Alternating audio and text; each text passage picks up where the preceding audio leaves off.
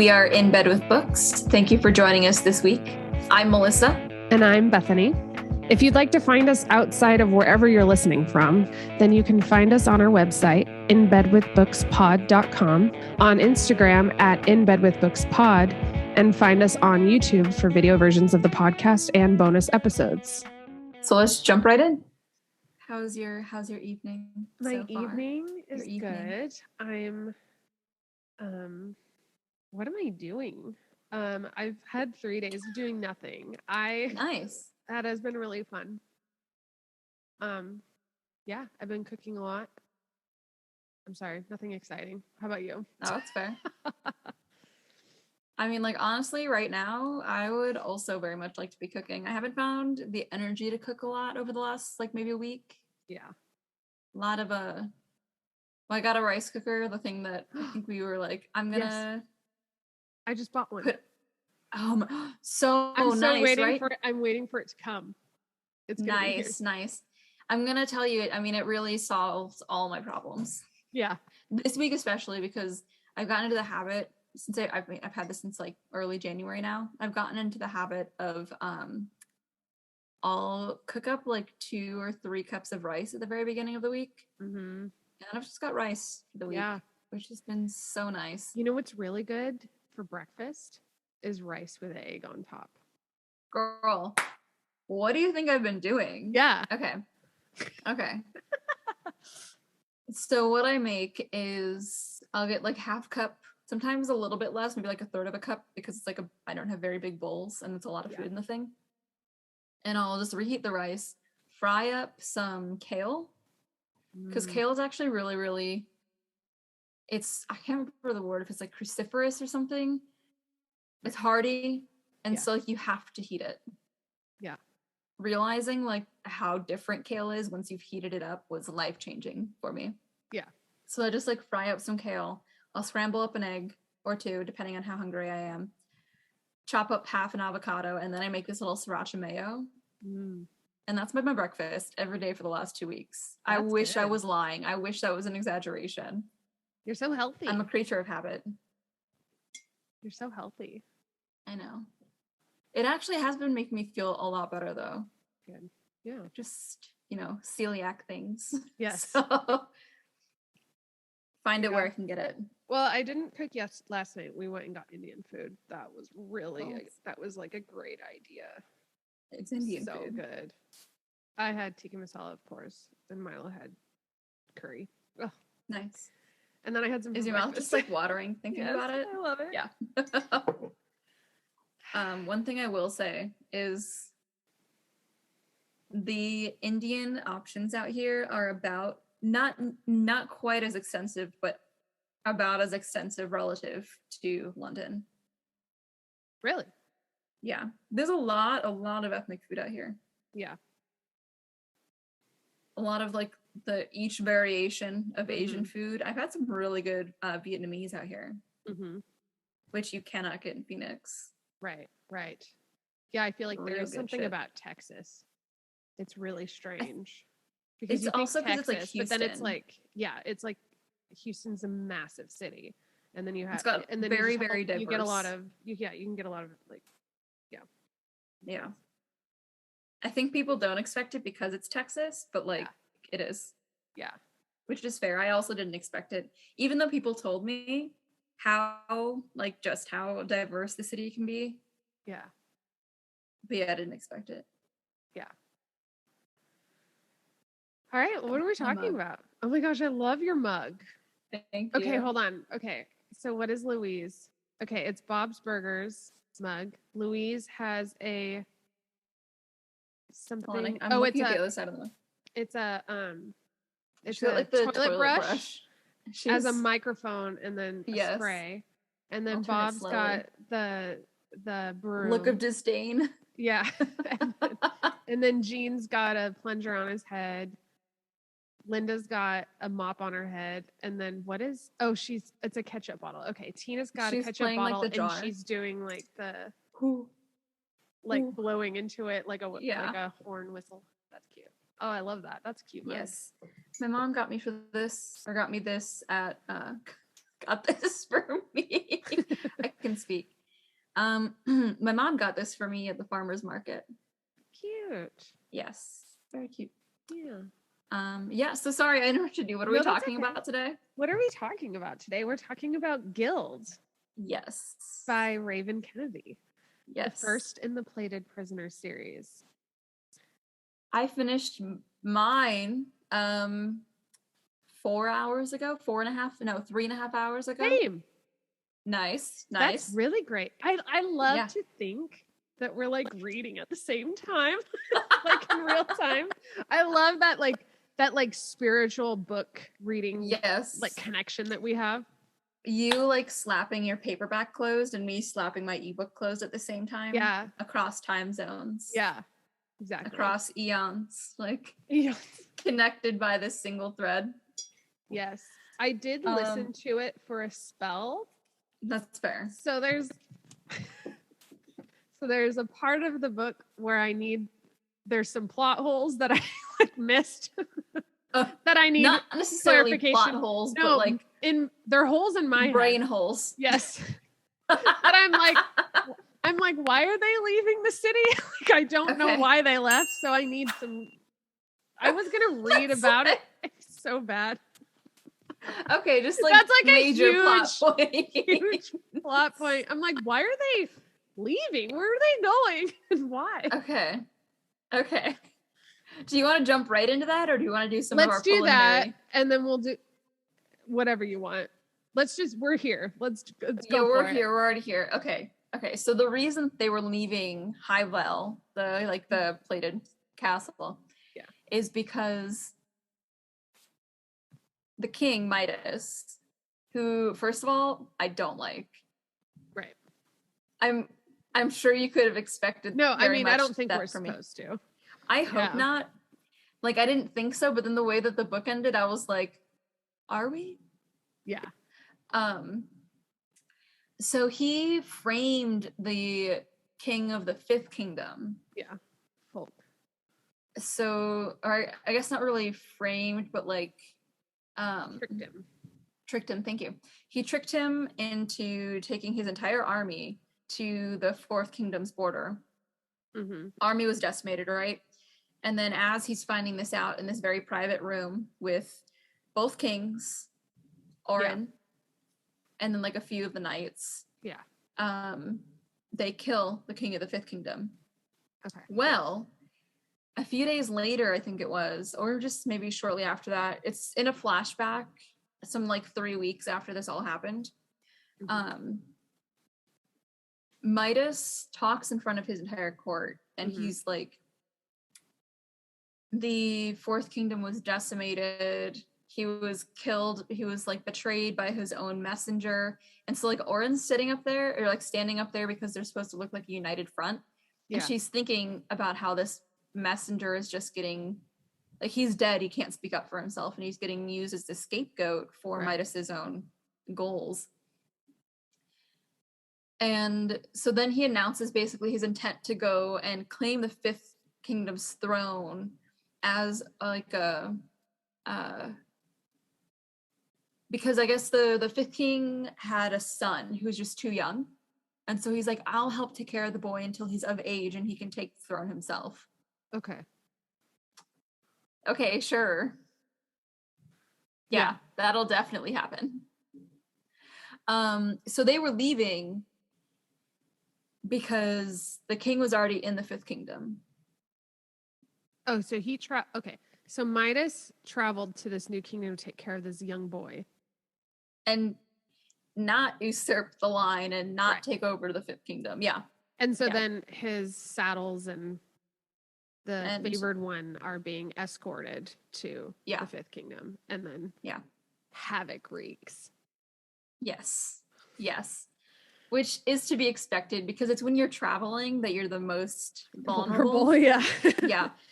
I was like, she's never making it to the Fifth Kingdom. Yeah. Not under these circumstances. Okay. Well, that fills that void, because I was like, I don't know where they're going and why. Like, I just like, completely missed that chapter. I don't know how. Okay. That being said. Well, it's also very quick. So it's pretty much that, like, the king is killed by Digby protecting her.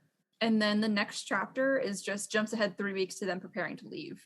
Okay. And so all of the information is kind of just like fed as like a back, as like a flashback. Yeah. Okay. Okay, well, preliminary thoughts then, or whatever. I'm very like spoiled now by books that are 800 pages long and have multiple plots. Yeah. Because I got to the end and I was like, that's it? Yeah. It just ends there? Yeah. We don't find out until the next book what happens next? Yeah. That felt like a con to me. Yeah, it definitely feels, I mean, not that I haven't read the second or the third. Yeah. But as far as things go, this just feels like part one, you know? Yeah. Yeah. Yeah, I like part one of the book of 3 parts, you know? Exactly. I was very enthralled. But that being said, like it really felt like it just kind of left off at a cliff. I wouldn't even necessarily call it a cliffhanger. Like I feel like I just got to the cliff and there's supposed to be a bridge there.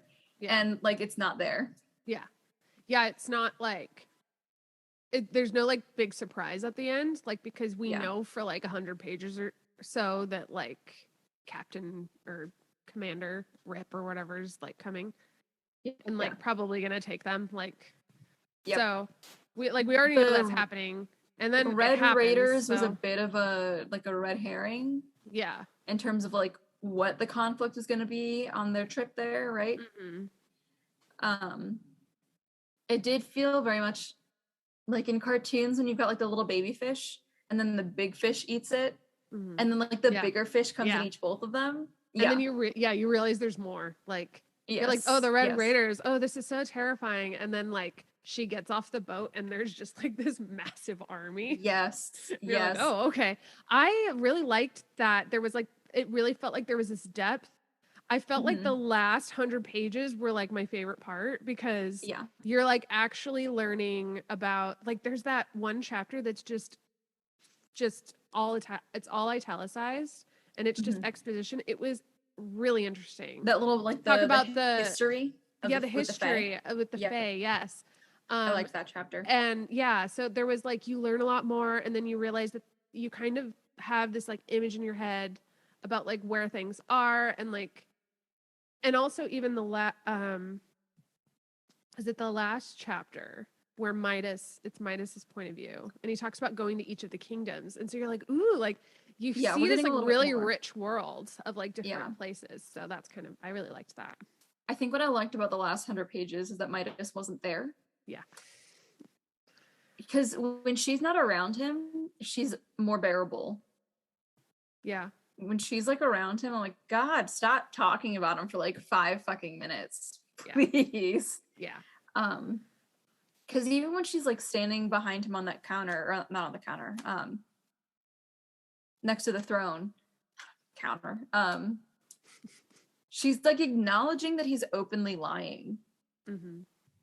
And then we cut back to like the present time. She's getting ready to leave. And she's just like, oh, I can't wait to be with Midas again. I'm like, shut up. You already said how like backhanded he is. And he deceived you the entire time. And your response is to just like have sex with him. Yeah. Yeah. Which like, yes, it's very much like an abuse situation. Yeah. I'm not necessarily excusing or like ignoring that. It's just very frustrating to read, which is I think really why hard to read. Yeah. Yes, like why where it cut off. We don't have any closure on that front yet. I know. Yeah, and he calls her like his precious, like. Yeah. Gollum? Is that you? Yeah. I've read a few like reviews about this, like in the past, and it's always been very mixed. Which almost makes me want to like read it more because I'm like I want to know like what this definitely new adult. It's definitely like new adult. There's like rape. There's torture. The detailed rape scene I could have done without because there's even like sex scenes that don't get as much detail. Yeah, I was like there was a point where I was like okay, I get like I was like okay, interesting choice. you know, to I was use I was so much keeping detail with I was that. keeping an open mind about how far she was gonna go. Yeah. And then there was a point where I was like, okay. Yeah. Like when with the belt strap like around her, Yep. I was like, that is not like I Yeah. was like that it just didn't add to it. Like Agreed. so And that you was kind of couldn't really problematic skip the for me. scene. You Yeah. couldn't skip the scene because there was like a massive plot point in the middle of that scene, Yeah. which is spoiler alert that Auren also can turn things to gold. Yeah. Yeah. But I fully agree. There was a point when I was reading that scene where I was like, I might have to just like skip over this because this is bordering on excessive. Yeah.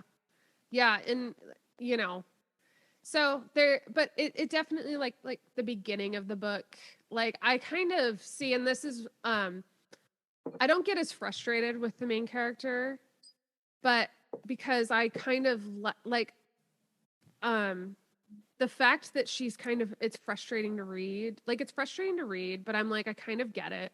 Like I definitely get it why she like loves him so much, because like it's definitely like a Stockholm syndrome situation, like, and I think it's almost like I'm excited to see where she goes from here. You know, like we're going to start like almost like really low, because this Yeah. is pretty, it's kind of dark. It's a dark book, I would say. It's very, very dark. Like, and Yeah. I say new adult, but like it's definitely like a dark romance ish, because it's like you're dealing with a lot of like real situations that are dark for like a better You're word. good. But You're good. Can you hear that? what? They're like blending something. I'm gonna go close the door real quick. I do have a Okay. response to you, so we can cut it Okay. easy. Hold on.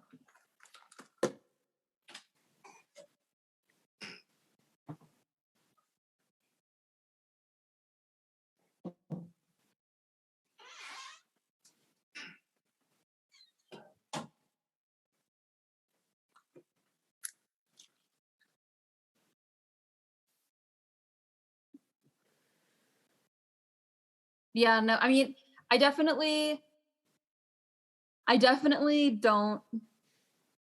I think we've had this conversation before when it comes to like kind of difficult topics Mm-hmm.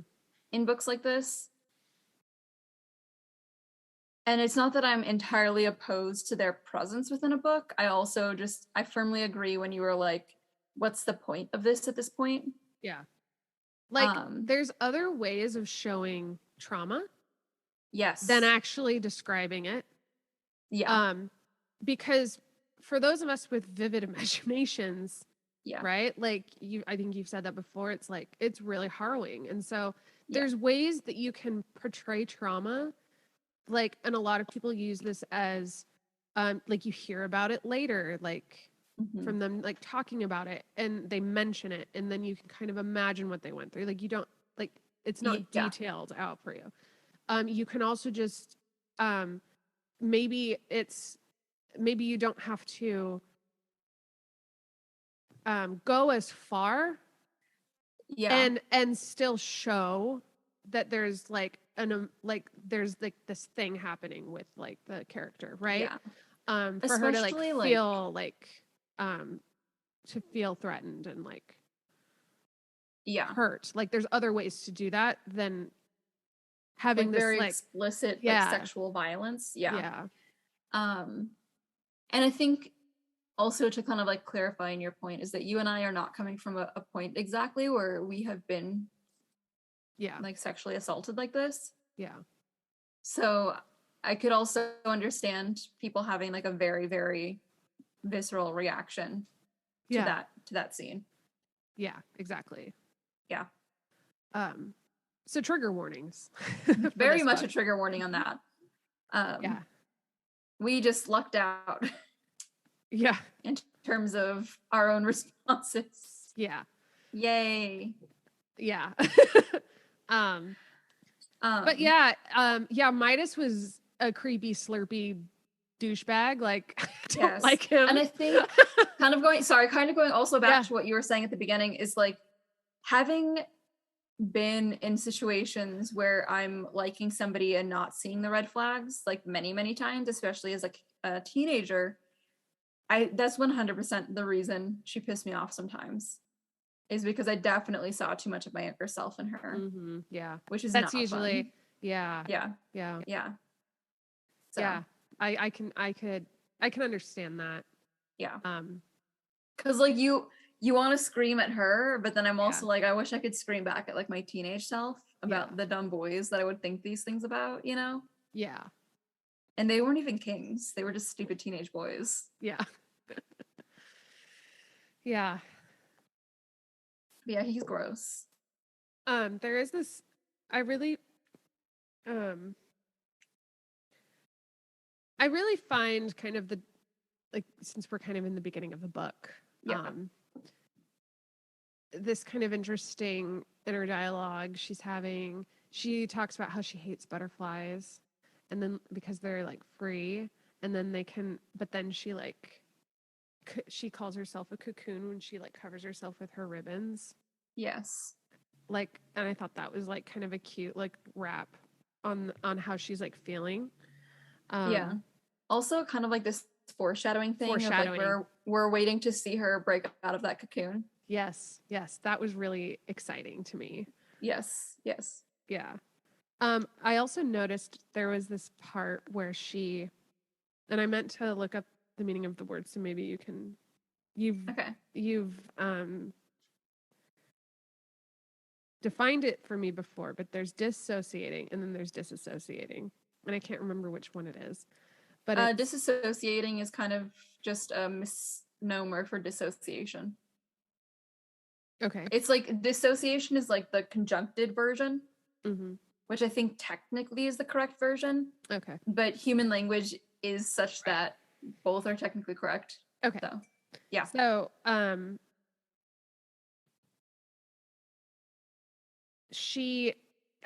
and Digby have this like fun, like back and forth a little bit. Yeah. And there's the moment where she like throws the lamp and it like shatters. And he like comes in and brings her like a new one, and she just talks to him and is like, and she finds like this like smirk on his face or whatever, like some kind of like response something from him. Yeah. Yeah. And she says, I latch on to these emotions with him because she knows that Midas has like essentially sold her off for a night with Folk. Yeah.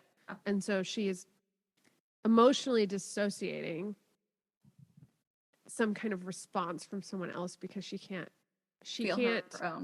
face the fact that Midas has like done this to her. Yeah. And I love also I love also there's like that description of her talking about the glass like crack goes deeper and deeper, and that's her breaking out of this and realizing this is all bullshit. And there's definitely like, because there's this point later on when she's like, I don't know, with the red raids. Raiders. Yeah. I wasn't reading, I was listening to it, so I'm like, I can't see no, it. That's fair. That's fair. that part. When she's like, oh, I just like, oh yeah, she's in the ship and the commander and them are coming and they're having dinner, and she's talking about, oh, if like King Midas were here, and she's like, oh, and then I thought about Midas and was like, oh, I wish, like, that's like a habit loop. Like that's her like, that's where I go to feel good about myself. And then like she still has a lot of unlearning to do. And so I just love those like insertions of like all of this shit's like happening to her, and she's like, it makes sense that she's going back to that, but also other things are unraveling because Sale. Don't even speak his name. Don't speak his fucking name. I miss him. I cried. I knew he was gonna die. I was so sad. He was gonna die. You did, of course. Oh yeah. I was just like, oh, her new the boyfriend. Second she was introduced to this naive, sweet young kid out of the shanties. Yeah. It's like, there's no way he's leaving the shanties. He's not even gonna make it out of this trip. What was I gonna say? Oh, going back to like the beginning, when she throws that lamp and everything, right? She absolutely like refuses to acknowledge what's actually happening too. Mm-hmm. She's kind of, I don't want to say stalking them, but she's like listening in. She's going into every single one of their meetings that she can during that week afterwards, because she's trying to figure out what the plan is, which I don't even believe that Midas would have saved her. I think it was just the timing of everything. Right. I think he would have fully used her as a distraction if he needed to. I think if he were to save her, it would be for his gain. Yeah, exactly. Yeah, Exactly. like, so that he would like have the way his precious. Yeah, the way that night ended up playing out was that the messenger showed up, and she just kind of it happened to be during those events, right? He didn't stop her from going with Folk. Yeah. And he didn't control In fact, he when had the the messenger showed up. opportunity. Yeah. Yeah, exactly. So his whole thing about like, I never would have let him touch you, was like, you let him openly touch her. Yeah. In front of everybody. Yeah. So yeah, you probably would have. Yeah. So the thing with dissociating is that like it's a coping mechanism. Yeah. It is that method of like detaching yourself from your current situation. Whether you're looking ahead to the future, I think it's typically looking to the past. Don't quote me on that. Like seeking out like past comforts in your head, right? But that loop that you mentioned as well, very much a part of that. Yeah. Because what Midas has managed to do is create for her where he's the only thing that she can turn back to. Yeah. So when she has to step out of that space, every time she's trying to deny what Midas is so obviously doing, she can also only refer back to good moments with Midas. Yeah, it's definitely a abuse, gaslighting, like codependency. That's like a tactic, is like making them constantly need you only. Yep. Codependence. Yeah. And I like the way that that's kind of they use the saddles almost to like amplify that.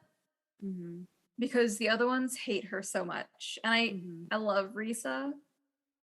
I had a feeling that she was going to turn her favor after the party with Folk and everything. Yeah. Because she goes over there and she dances on Folk, so that he'll like turn his attentions away from her and everything. Yeah. But the saddles are kind of coming from the same like point that Auren is. Because you have all of that shit that Mist says when they first get captured by the Raiders, right? And while a lot of it was misplaced, because her biggest argument was that Sale had yelled to protect the king's favored, right? It doesn't matter because she's also there with you. If that were the case, if Auren hadn't been there standing with you, if they had protected her and they'd actually gotten away, yes, you could be mad at Auren. You could be mad at the king's favored. But you all got captured in the end. Yeah, exactly. It was irrelevant because they have so many men on you. But also when you're like an official quote unquote mistress of a king or royal prostitute, like this kind of status, it does give you more status, but is very much tied to how they like you and how like they are perceiving you as, or not, I guess not perceiving you, but perceiving your services. And so even though there's this definite disconnect between Auren and the other saddles, Auren just doesn't have to perform quite as much, but she's doing the same thing. At the very beginning, when she's talking about how she wishes that she could get more from the king, how she wants more than just like a few minutes here and there, she wants to like be with him and everything. She's also telling herself, I've got it made, I've got it good, I shouldn't like more. And that comes back later because she blames herself for wanting more. She blames herself for wanting more than like her cage and everything. And the same like track is just going through the saddles' heads as well, because all of them know that if they were a little bit better favor with the king, then they could have more. That's why they hate Auren. It's this. But yeah, it's this I did imposed like the way that hierarchy. Yes. And he knows what he's doing too. You Mhm. can't tell me he doesn't. Mm-hmm. Yeah, he uses it Yeah. as a tool. Yeah, Yep. I really liked the saddles, and I have kind of hope that they're all going to be best buds. Yes. I She's think they already will winning over eventually. Polly. Yeah, What was the man? Was his name Rosh? yeah, I think so. Okay. I think she's going to win him over as well. In like order of who she's going to win over, it's like Risa, she's already got, then Polly, then Rosh. Another thing though is that like why would he make you go in there to watch him fucking them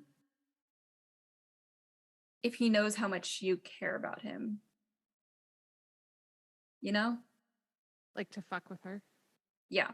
Yeah, yeah. And like That the yes, fucking first scene. exactly. And like I also understand when he's like, I like it when you watch me.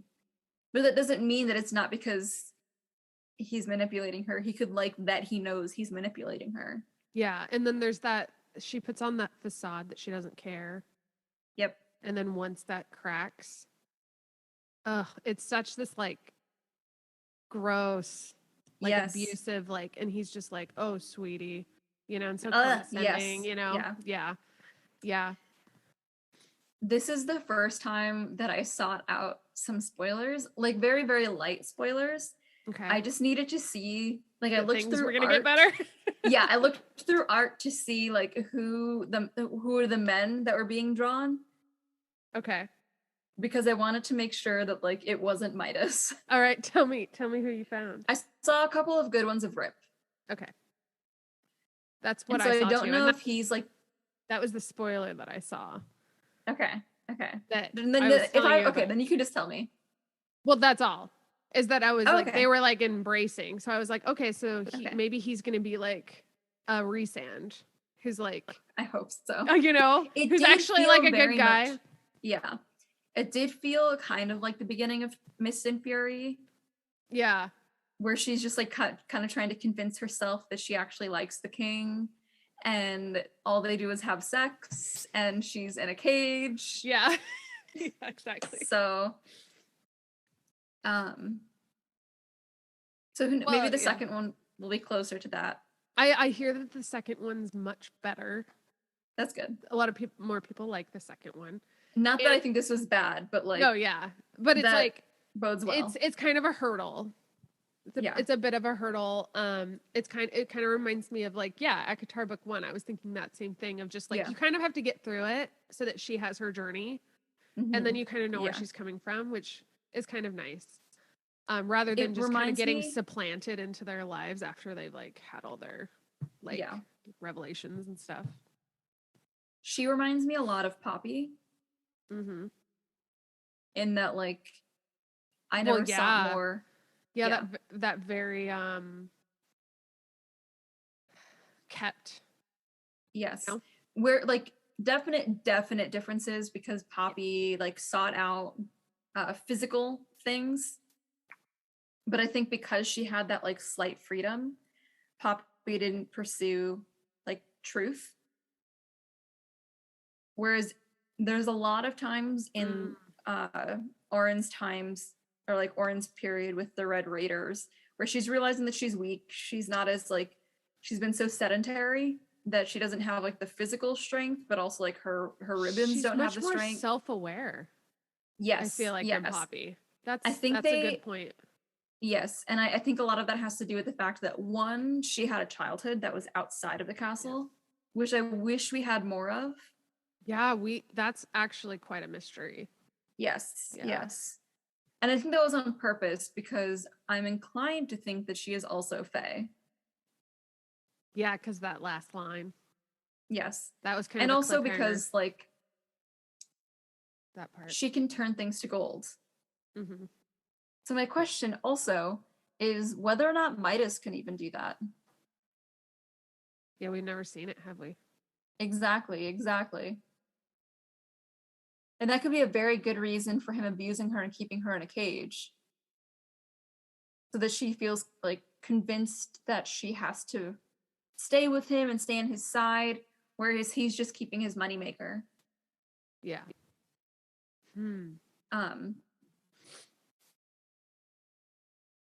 What Where did I start You that were off? you were comparing Poppy with Auren. Yes, yeah.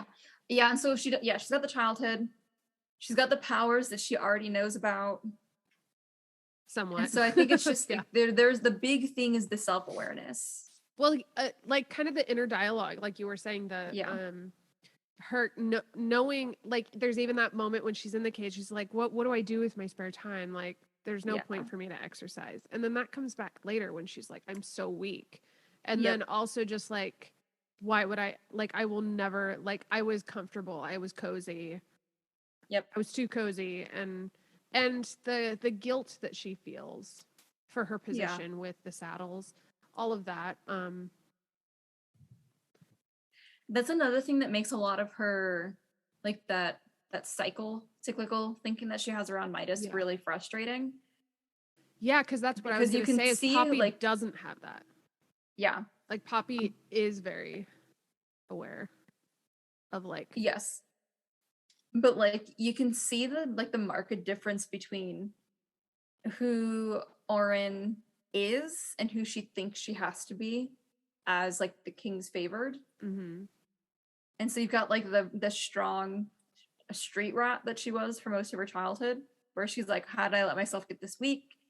Yeah. Spends the entire time trying to like unknot her ribbons, comes up with a plan immediately on how to dispose of Captain Fane's body. And then also this love-struck codependent Yeah. girl, like inner child girl thing that she can't escape yet. Yeah. Yeah, it's frustrating. Yeah. And to edit my last thought, which was Poppy is aware. She doesn't have the quite the, like, she was abused but on a different in a different way. Like she wasn't From like infancy basically. yeah, like she wasn't I guess like she didn't have like this emotional, like there is a bit of, obviously there's emotional abuse, but like what Auren and Midas have is like a real Yeah. like visceral thing, and Yeah. she didn't really have that attachment with anyone.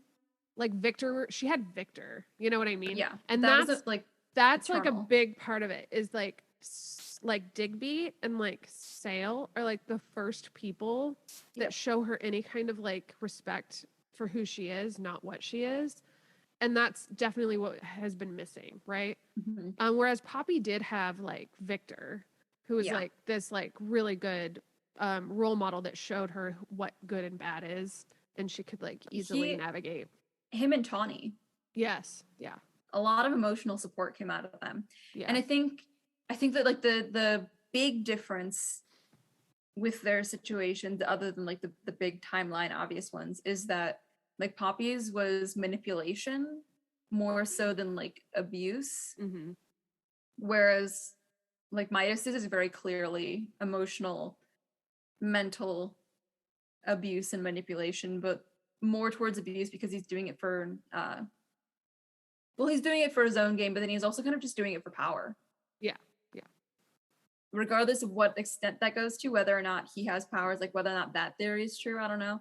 Yeah. But you don't cage somebody up just because you love them and want to protect them. No. That's about control and power. Yeah. And then I guess furthering this comparison, having Tawny and Victor also was a crutch for Poppy. Mm-hmm. Because she was able to find like solace in them when things got rough. And so I remember one of the big complaints we both had about her in the beginning was those moments when you can see her like almost ask the right questions, and then she would just flip and she would ignore it. Right. Because she like put up those mental walls she refused to go past. Yeah. And those like mental walls are to Poppy what these like the Midas thinking is for Auren. Yeah. Yeah, it was almost like because she had Tawny and Victor, she didn't have to seek out truth as starkly. Yeah. As like Which is like not their faults at all. Yeah, exactly. Like she was just like, oh, like like she felt safe enough, right? Yep. Yeah. Which, I mean, technically for the most part she was, now that we know what we know. Yeah. Wrong book, but just a tangent. Like now that we know that she is the queen's daughter, nothing bad would have actually ever happened to her. Right. The only difference is like the queen would have eventually like raised her to be evil. Yeah. Which would have been terrible, obviously. Yeah. But like she wasn't ever actually in immediate danger. Yeah. Ironically enough. Whereas like Auren definitely is from the very beginning. Yeah. What did you think of her ribbons? I wish we'd gotten more explanation. The only thing we get is that like they just started growing in one day. Doesn't say when it happened, and that it hurt when it was happening. Yeah. Which is and fair. Then, I can imagine it was. Yeah. And then like a little bit later, she's like, oh, and I have 24 of them. Oh. Yeah. I thought they were just like right here. Like one or two. The reason that I think she's Fae, other than like the obvious, which is that like she kind of says that everyone has a little bit of Fae blood in them because it's been so long since that bridge had been opened. That's why people have magic. But she describes the commander's spikes along his spine similarly to her ribbons, like the way that they go. Right. And so I was like, oh, okay. So maybe it's a Fae thing to have like these appendages. Appendages, yes. Yeah. Especially because she can control them. Mm-hmm. Well, I liked how she was able to use them to take Sail down. That was really cool. And I'm wondering if she's able to strengthen them as well, because I was talking about how weak she was, and then like how like they were weak. And then there was that moment when they glowed, when they were trying to move Fane's statue. Yes, so that was interesting because the sun came up. Because there was a point where I was like, "Why isn't she doing anything?" Yes. Like, and I don't know if I want to get into that small little moment where I was like, why aren't you doing anything? Why aren't you doing anything? Because then all of a sudden, right, the sun comes up and something she like has power to do with the sun.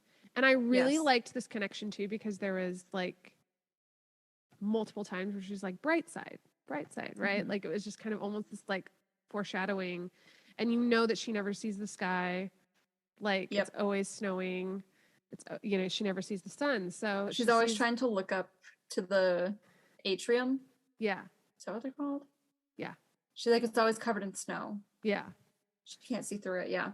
Yeah. So the sun comes up, and all of a sudden, and so it's not very clear yet, because this is the first time this has happened, but it seems that she gets physical strength and or emotional, mental strength, maybe. I'm hoping. Yeah. Magical strength. You know what I mean? Like, because I'm like, can't you do where like literally where are your ribbons at, girl? Like, that where or like, the sharp edges. He's not wearing his pants anymore. I believe he had a knife in those that you could easily grab right now. Yes. Yeah. I know. I think that like she freezes so often, and I'm like, yeah. She's easily that's true. I should think about that. Freezing. She does freeze. People freeze. Yes. So anyways, the sun comes up, and then all of a sudden she's just like, and I just love that. And then I love that she like hits her, Risa hits the dick. Yes. And she's like, that did feel good, even though like her hand is probably broken. Yeah. I wouldn't be surprised if Rip also knows what they did to the body.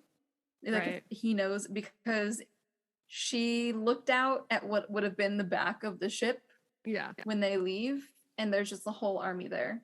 Yeah. And so she was looking around to see if any of the other, like if anyone was there, right? When she was looking out the window to make sure nobody would see Captain Fane. It's entirely possible that literally any number of the thousands of people that were in that army saw what she did. Yeah. I love the imagery though of just him with his like dick up in the, the Yes, snow, and they're like, she was like, I felt satisfied. Like, I also like not just that, but his look of surprise that was frozen on his yeah, face. That made me feel better. yeah, Slightly better, but yeah. yeah. So the question is then, does Fane know that she can turn people gold? Because if he suspects that she's a fae, Rip. Fane definitely knows. Yes. Because if he suspects that she's fae, then he could also suspect that she has similar abilities. Right. One of my theories is not necessarily book theory, I guess, like sub theory, is that the bird that she talks about that's in the cage that one day just turned to solid gold did not one day just turn to solid gold. That at some point Midas, without saying anything, turned the bird from living gold to solid gold. Because I remember early on she says something about how that kind of inevitability is just waiting her.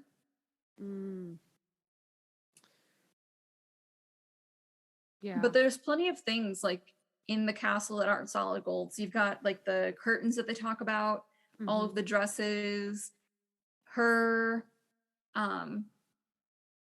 threads, like all these kinds of organic materials that are still flowy. Right. That she never mentions any of them ever turning solid gold. So maybe he can only do that, but she turns things solid. Maybe? I don't know, but yeah. I think that he actually turned the bird solid and then lied and said that the bird one day just did it out of nowhere. Right. Which is cruel. Yeah, so it was kind of like this mirroring of what trying to like create this like unnecessary fear for her. Yeah. Yeah. But that's also like what got me onto that. Sorry, what the other thought was, when we hear about the bird, we don't hear about anything else like growing out of it when it comes to like the ribbons, you know? Yeah. So then the assumption would be that the ribbons predate her being gold touched. Right. Or that like even if they came afterwards, they're unrelated. Right. She would have, let's see here, when we get the flashbacks, I think she said she's like 15 in the one with Midas. And there's no mention of her being gold touched at that point. Right. It's when he's first laying out his plans. Yeah, they're like out in the world. Yeah, they're like one traveling of their campsites, or something. Traveling, yeah, before he's talking about how he's going to go to the king of the Sixth Kingdom at that point. Right. We also don't know where she's from. I think we kind of assume she's from the Sixth Kingdom, but we don't technically know that's confirmed. Yeah. There is that poem at the end. I didn't read it. It's interesting, actually. Okay, give me a minute and I will read it. Do you want me to read it to you? Let me get it open and then I will read while you read to me. Okay. Just a second. Okay, it's there. We're good. You can read it. I don't need to read it to you if you don't want me. If you don't want to. I'm just gonna read it in my head. Okay. So okay.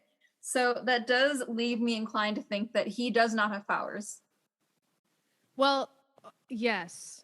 I think because there's the moment when he's using her to get money.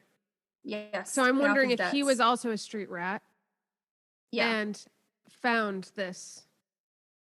Well, we do get the background on how they met. Yeah.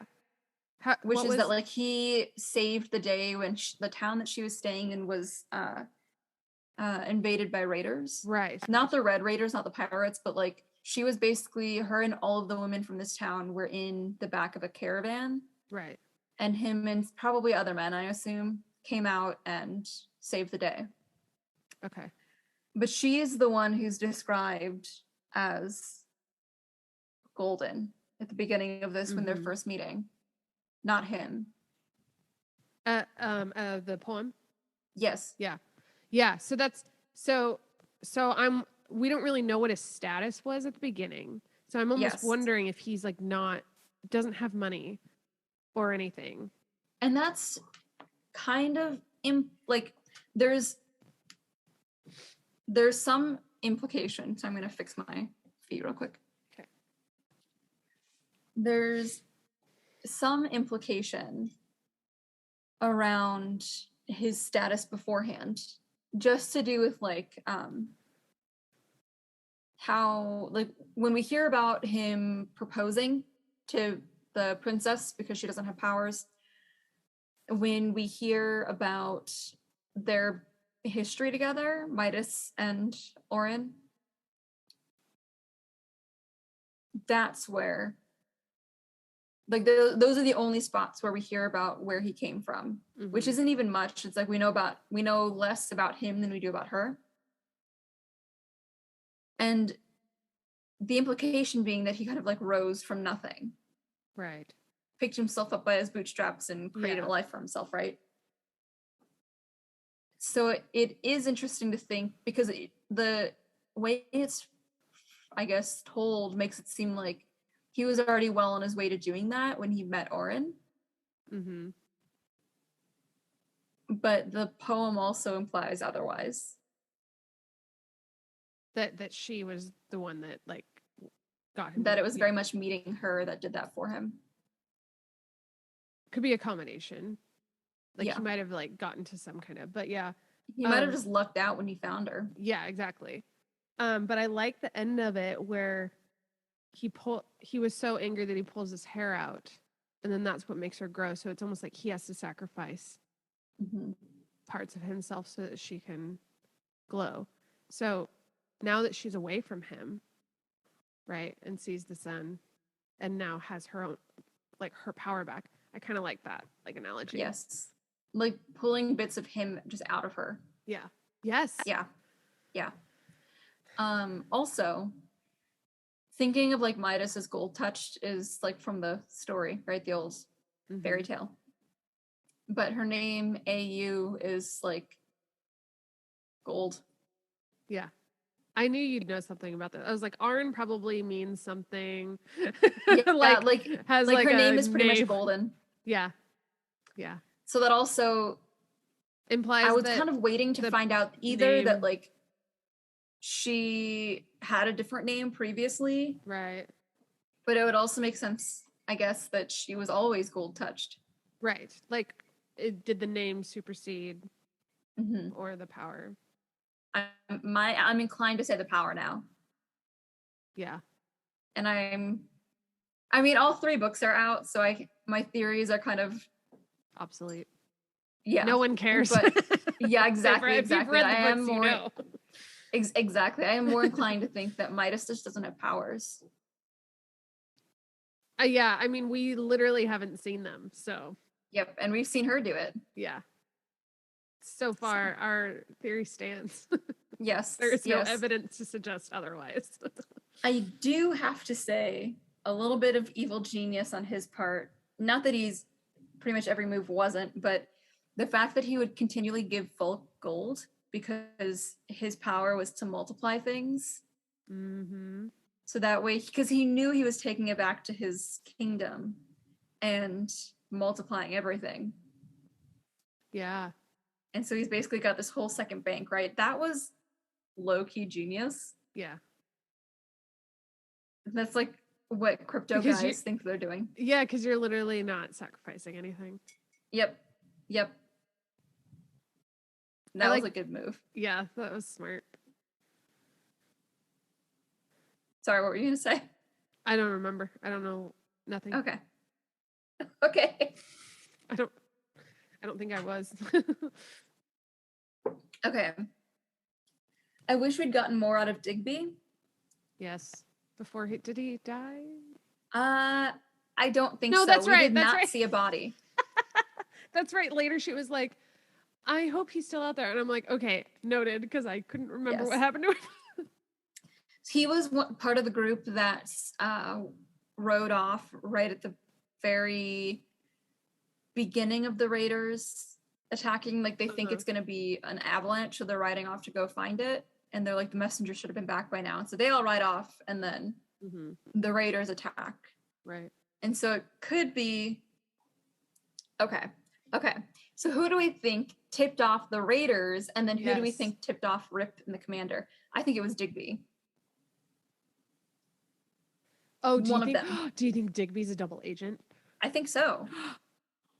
Oh, I hope He's made a lot of efforts to stay very close to her. Yes, right. And that's what Sale said. Like, he chose you, like, he wanted to, like, work for you. So there's definitely, he's got some kind of motive, whether it be Commander Rip's and hers benefit.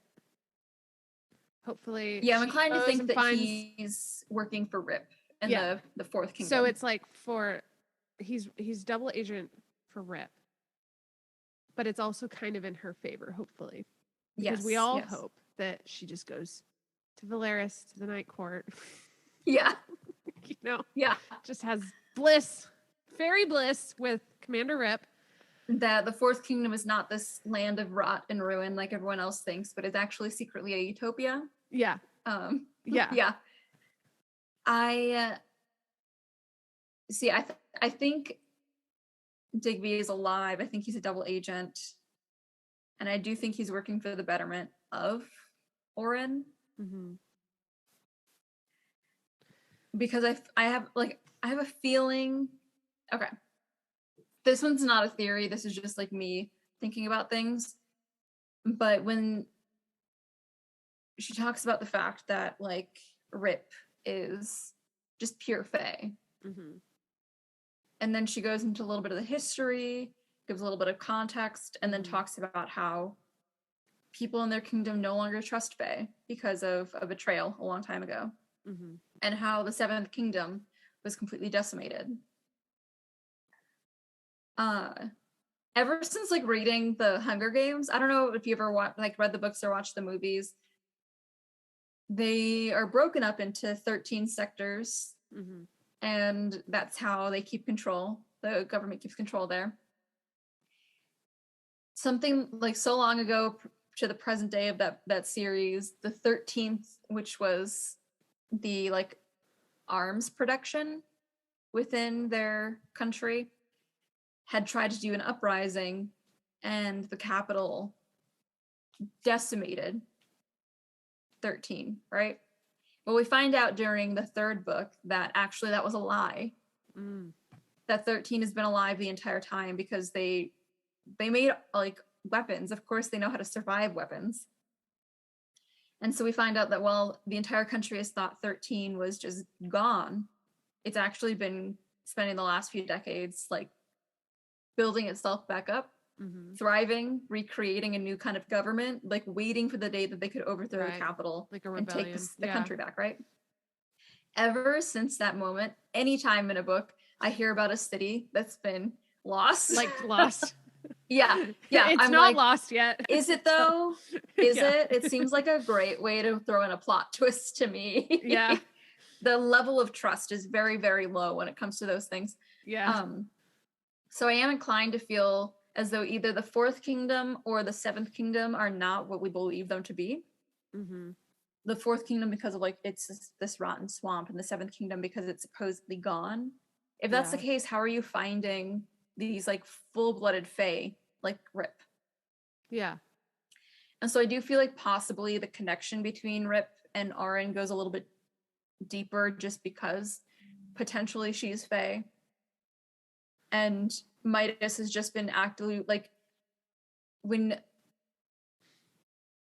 maybe, potentially, possibly, when he's abusing her like this, when he's manipulating her, he's also depleting her actual like power.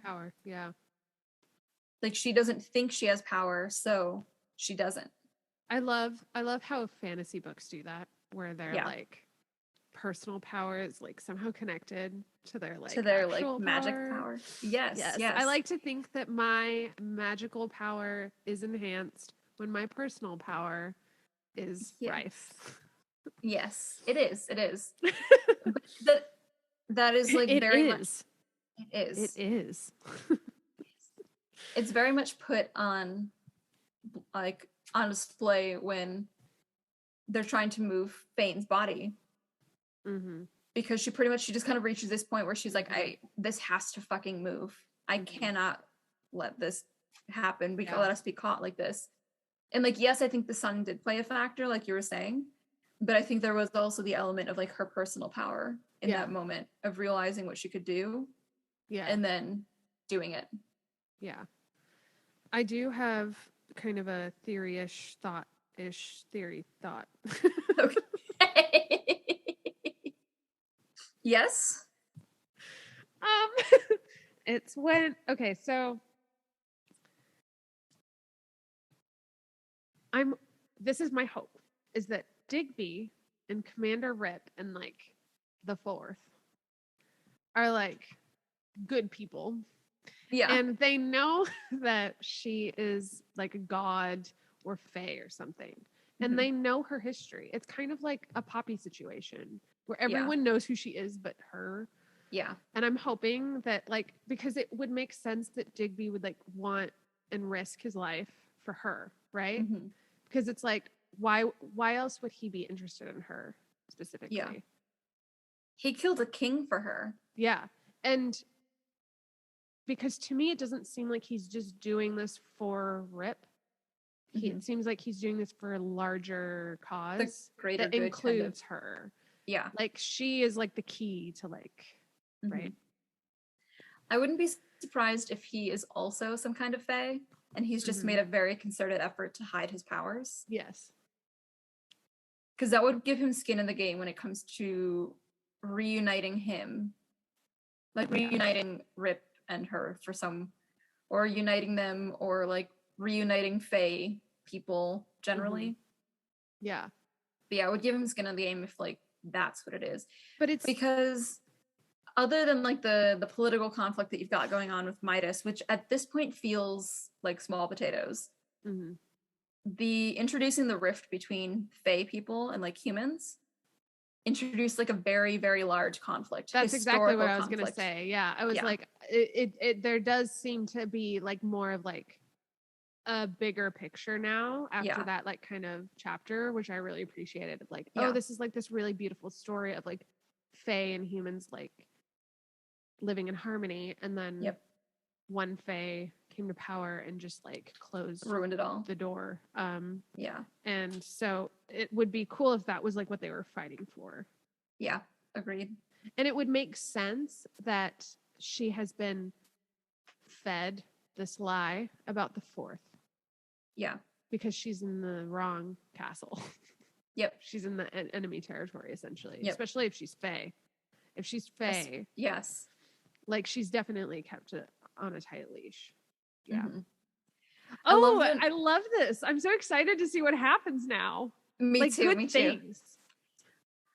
There was this moment where when we're first introduced to Rip, she has like her little internal where she's talking about where all of the spikes are on him and how you can feel his presence and how tall he is. And she is like, he's fae. And then I think, so then we get the short little italicized historical chapter. We jump back to the present and she says something about like, I wonder if the king knows what he's got, as if you have to stay hidden if you're fae. And I'm like, if he doesn't know, considering the fact that there are upwards of like 20 plus spikes coming out of this man's body, that is very unlikely. Is it part of him or is it his armor? It's part of him. Okay. So she was like, people talk about it being his armor, but you can see it in his like arms. And she could, the way it felt or is implying when she was describing the ones on his back also is that his like armor goes around it, which she's probably familiar with because of the way all of her dresses are designed to both release her ribbons and also hide the fact that they're part of her body. Right. And so my guess is that the way the armor was structured around his back, it accentuated the fact that the spikes came out of his skin. Okay. And then they talked about, like, at the very, very, very end, when he takes off his helmet and he's sitting in front of her and she's like, I know what you are. He's got scales on his face as well. Yeah. And little horns. Little dull Little ones baby along ones. his eyebrows. Yeah, I have a feeling she's in, like, the one of the few, or that the fourth is trying to create this kind of, like, fae human utopic place where they're figuring out how to let them coexist, you know? Yeah. Yeah. That's exciting. I hope so. Me too. Now I hope she's in good hands. Me too. I hope she finds Digby. I think the one thing that would bother me about the potential of Digby running off that time, and, like, him, if he is the person who tipped off the commander, is that Sale died in the process. Mm-hmm. And that, like, other people that he worked with died in the process, you know? Yeah. But we also haven't seen him again. Maybe he's also beating himself up about it. Yeah. I really liked Sale. Me too. And when he died, I kind of teared up. Yeah. I didn't kind of teared up. I did teared up. Yeah. And it was sad because also vivid writing, I would say. Yes. Just, and this is like another artistic choice, right? Is to go far. Mm-hmm. Right? And so there is this level of fear that you have for these characters. You know, it's not very cushiony where you're like, oh, but they'll be fine. No, I'm, like, literally worried for their, like, well-being all of the time. And that's kind of part of the artistic choice of creating a world that's really scary. This is a really dark world that they live in. And I feel like just every detail of, like, the guy Thane putting snow on his head, and it just dripping down, and then him just getting stabbed was just like, the fuck. Yeah. I was so upset. So upsetting. That was one of those power moves that was like, I think it's like rubbing salt. It's just like adds so much more pain to it, you know? Yes. I think that part I enjoyed because it conveyed what it needed to without giving us, like, very explicit violence. Yes. I do like the way that she slows things down, though, to get that vivid. Mm-hmm. Because it seems like it's going pretty fast. Like, she kind of jumps through the scene, like the part of that scene where he's, like, abusing and, like, bullying Sale. Yeah.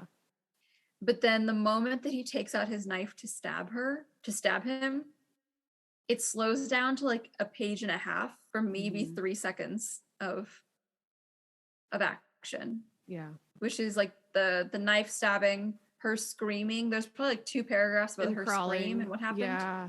And then running over to Sale, holding him as he's dying. I love the way she wrote that. Yeah. So. Well, and I like this, like, it's this really short connection that they had. Like, and I say short because I don't really know exactly how long their journey was, but, like, in the book, I felt like there was a significant part of the book with Sale. Mm-hmm. And this really great camaraderie that they have. And then him having this, in this, like, really desperate situation of being kidnapped, having someone who can speak to you without speaking to you, and, like, understand you without, you know, needing much. And that was something that she really needed. Yeah. And then it was a very visceral way to capture that in someone in such a short, I feel like kind of a short amount of time also. Yeah. And then to take it away was like really sad. Yeah, I think we needed to see her make that other connection though, because Mhm. otherwise she would have spent the whole time pining after Midas. Exactly. And Yeah. I love that because it wasn't like we just fell in love with someone and then they died for nothing. I Yeah. liked that they really like it added something to Auren. Yeah. Yeah. Because even as much as I love Digby, obviously, Yes. on brand for me, Yes. he doesn't give her much. Like the smirks are the extent of what she gets. Yeah. So she doesn't get anything from him for the most part, which has been imperative to him keeping his role with her. So I don't blame him for that. Yeah.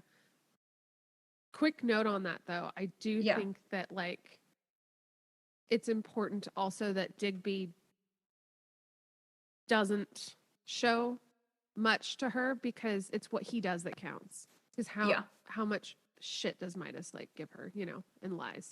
And I kind of liked that like he's there by his actions.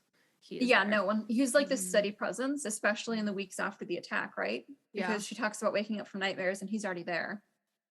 And kills the king and Yeah. But in terms of like what you need as a human, she doesn't get it from anywhere. Mm-hmm. She doesn't have friendship from the other saddles. She doesn't get it from Midas because anytime she asks for more than sex, he laughs at her, calls her sweetie, and talks like he monologues to her like he's a fucking villain. Yeah. That was the point when I was like, yeah, I don't like him. Yeah. And so Sale was the first time that we've seen her experience actual friendship. Yeah. Yeah. And that's definitely why it hurt. Yeah. And he died because he was just trying to defend her. Mm-hmm. Stand up for her. Yeah. As misplaced as that might have been in the moment. Yeah. Because there were much worse things to come, but yeah. Yeah. Yeah. I'm excited for book 2, which we have to wait another season. It's I kind of like this though. It's fun because then you have like overlapping because now we're gonna do like the Wicked King. It draws things out a little bit more, so we're not just like binging everything. Yeah, I like it. Healthier for me. It's healthier for us. Yeah, and it also helps us exercise restraint. Yes, it's something that I could always use a little bit more of. Especially like as joking as I was earlier about being spoiled to these really, really big books. It's also nice to occasionally read like a 300-page book, you know? Yeah. I really liked it because I feel like there was enough character development and adventure to be, and it was like very stimulating, and it was also had a lot of, it was a really cool world. Yes. That kind of finally showed itself towards the end. Mm-hmm. But we, you know, so I feel like we got everything out of it. Yeah. And in a day's read.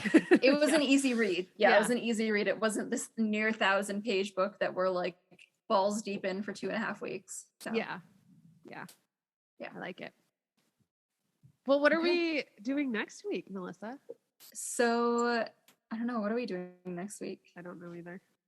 So our next episode is a bookish episode. We're going to be talking about characters, but a lot of characters. So we're going to come in with a few, we're going to start easy on ourselves, talk about characters we love to hate, talk about characters we'd be best friends with.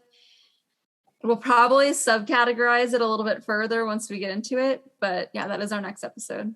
Yeah. I kind of like the characters we love to hate because I feel like that's just as important sometimes. Yes.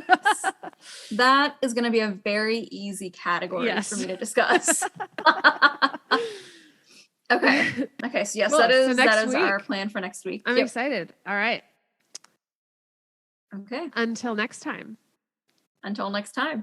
Happy reading. Bye. Bye.